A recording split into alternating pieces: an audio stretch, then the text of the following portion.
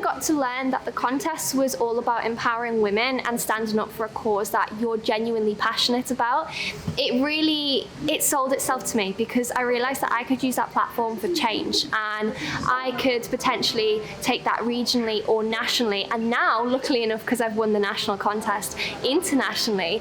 I've got a platform where I can speak about engineering to young girls and diminish stereotypes surrounding the idea that femininity and engineering are mutually exclusive.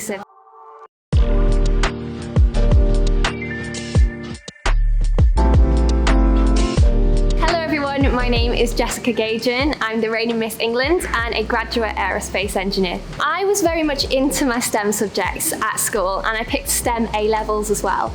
But I was very conflicted as to what I wanted to do. Essentially, I wanted to be a little bit of everything, and potentially I could say I still fit within that category now.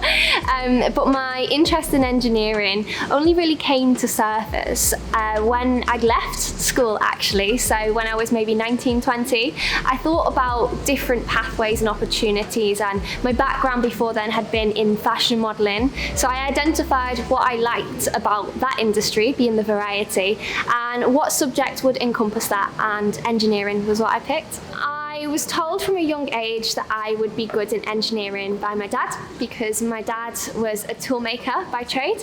So he always used to say, Jess, you would be a good engineer, and I typically wasn't really that interested. And then it was years down the line. I always had an interest in aerospace because he used to take me to air shows, so every year I'd go to Salford Air Show. But it was later down the line when I decided I needed to do a subject which was going to give me a lot of different options, which was going to be interesting, challenging, have a lot of variety, and tick the same boxes as modelling. So essentially working with different people every day on different projects, and so aerospace engineering was the subject to go for. I was scouted for the Miss Lancashire competition.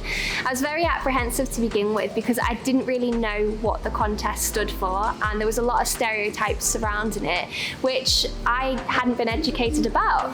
And when I got to learn that the contest was all about empowering women and standing up for a cause that you're genuinely passionate about, it sold itself to me, because I realized that I could use that platform for change, and I could potentially take that regionally or nationally, and now, luckily enough, because I've won the national contest, internationally.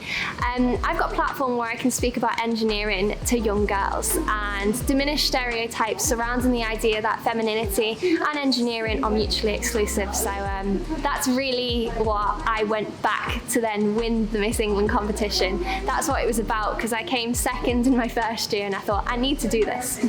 I was picked on when I was at school for having red hair, and I think this is a thing that a lot of redheads generally go through. To be able to stand up, talk about struggles which I feel that I've faced, and then win a national contest, which historically was based on beauty, not so much anymore, but everybody connects those two ideas.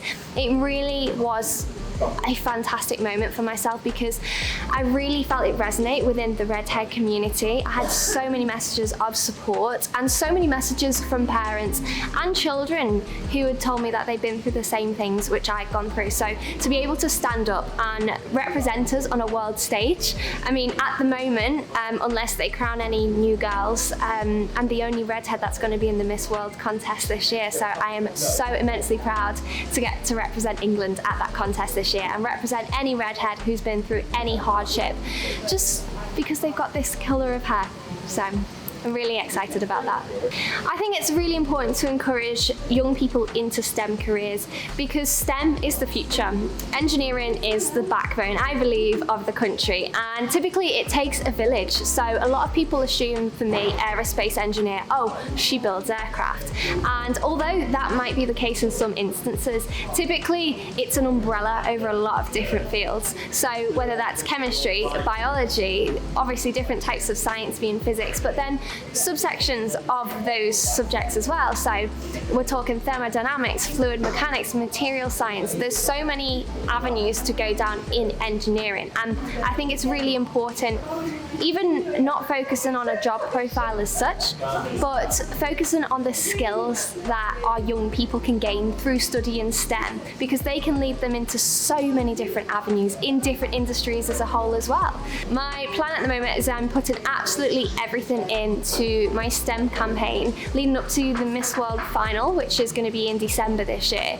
I'll be competing to potentially be the first aerospace engineer to win Miss World, so that would be really cool if I was able to gain that platform, because I think that would be fantastic for the world of STEM, because it really would diminish stereotypes as well surrounding both STEM as an industry and also the beauty pageant industry. So really hoping I can combine them both. But then aside from that, obviously there's every chance that I won't win that contest.